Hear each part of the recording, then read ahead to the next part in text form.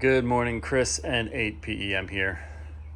About a year ago, I filmed a video with my ham radio install in my Tesla Model Y. This is a 2020. I've made a few updates and modifications, and I've also had a year of using my install. So I wanted to share what's worked well, what has changed, and what I've upgraded. Hopefully this info is helpful for anyone who's trying to install some ham radio equipment in their Teslas. So we'll start at the back. I opened up all the doors and everything just for get a little bit more light inside so you can see a little bit better. We'll start with the antenna. This is just a dual band antenna. It's a Comet SS680 with a diamond antenna mount. It's worked great, doesn't loosen up. I've got this little RG316 coax coming in. The last video I pointed out that I felt like the best way to run this wire was so that as I closed the lid, it could just kind of gently fall in here. And I've got a couple of little coax, I don't know what you call those, clips. And it's worked great. The coax doesn't get pinched. The antenna mount has worked really, really well. It fits in there nicely. Coming around to this side, I've got the coax just run up on top of the trunk here. And it's going in with a little loop. So if rain gets on here and collects, it kind of pools and pops down and doesn't go in. Going in right through this grommet. As I mentioned in my last video, there is some very sharp metallic edges in here, so you got to be careful how you run that. And then that coax will go up in this headliner. That headliner is just kind of like a plastic, and it just pulls down and pops back up with really not too much trouble. And then that coax runs along the C-pillar, which that's the hardest part of getting the coax down and through. The 2 meter rig, I just have set in this little under trunk compartment.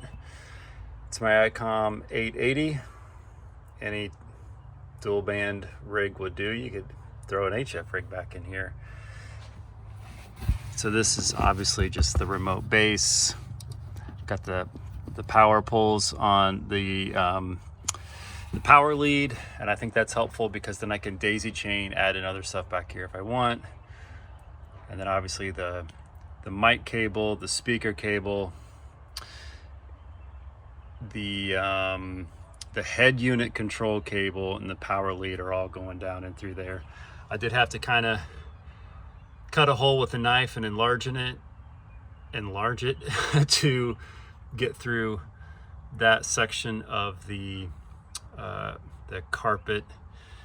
And this is kind of like a hard plastic down in here. That's all. Running all these cables is just a little bit of a pain in the ass. It just is. But it's doable. As I close this lid, hopefully you can just see how that coax just kind of falls in there. Works well. Got to have the ham radio license plate. This is a pretty important piece of info that I did not show last video. Where do I have the power connected to? So it's under the back seat. Right here would be the positive and negative terminals. In my Tesla, the voltage is about 13.4 volts DC, obviously.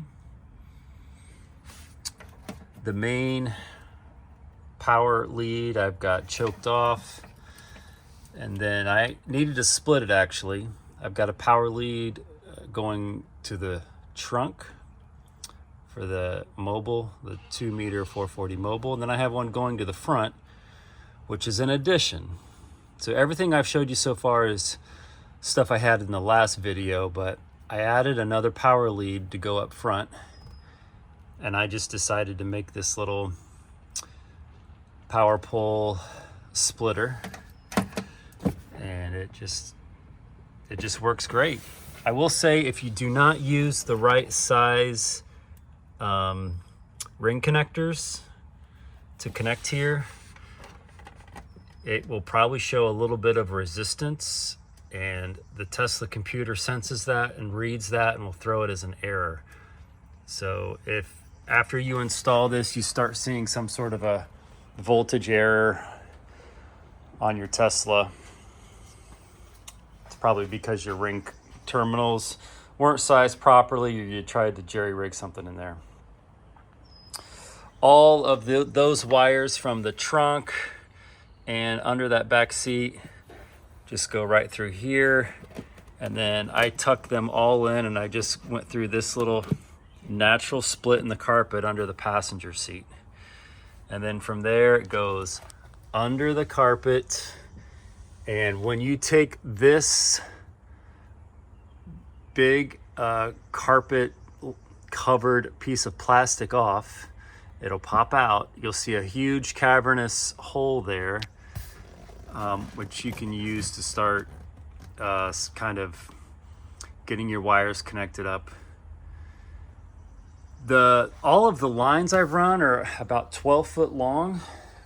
If you want to be a little bit more cautious, maybe go with 15 foot, but any line that I've run from the trunk all the way to the front dash, I've used about a 12 foot line, and it's worked well. So a couple of changes up here. First of all, the head unit's the same. I have adjusted my 3D printed mount. I'm not going to share my design for the 3D printed mount because I don't have a lot of confidence that I'm the world's most awesome 3D print modeler. If you really, really want it, I'll share it with you. But I've redone this a couple of times so it has more supports. I use PLA Plus, which, as everybody knows, if your car gets too hot, it's going to get warm and soft and fatigue. But I've designed it in such a way that it doesn't at this point. And I've also attached my speaker now directly behind this head mount for my rig. And I found this little wedge-shaped speaker at a ham fest. That's a change from when I had the speaker down above the gas pedal, or the accelerator, I should say. We're not in a gas car. When that speaker was up here under the dash above that accelerator, I had it attached with some double-sided, heavy-duty double-sided tape, which lasted a really long time, but it did fatigue.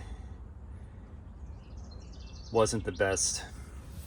The speaker sounds better up here, and because I found one that's a little bit of a slimmer profile, it works better. And then the nice thing about this, having the head unit here, it's easily detachable if I needed to take it out of the car, because I was worried about the area I was parking in. But it works great. Here is one of the biggest changes I've made in the past year. The stock OEM MagSafe chargers in the Tesla were terrible. So I wanted to fix that. So I found a design for a 3D print MagSafe charger online. It wasn't exactly right, especially for the MagSafe chargers I wanted to use. So I redesigned it, and then I also added a power pole connection right here, which is why I had to run that splitter for my power under the back seat. And this has been a little bit of a game changer for me as far as how everything works in my Tesla. So now I have some great MagSafe chargers for my phone. The connections right under here, there's one USB-A and one USB-C. The USB-A is used for the flash drive for recording camera footage. So I do need to make a little change under here. Luckily, with my power pole connection, I can run some sort of little USB-C PD board. I really need that to power this one because I just don't have enough outlets under here.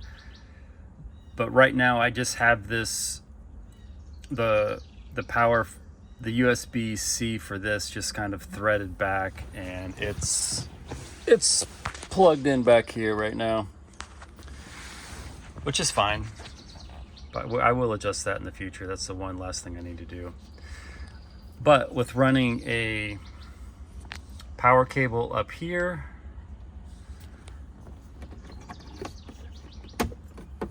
with the power poles right there, when I go to do POTA now with my trusty 703, I can just, if I'm doing POTA from the car,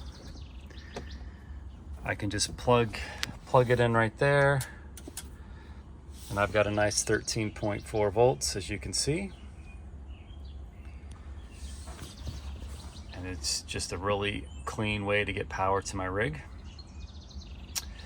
To get the power cable up into this compartment, there's a cavernous compartment under here, but there's no access. So I did have to drill a hole, and underneath this, there's some vent lines and a few wires. So I will say, to drill the hole to get into this cubby, I did actually get an angled driver on my drill, and I drilled up in from below just to make sure I didn't hit anything.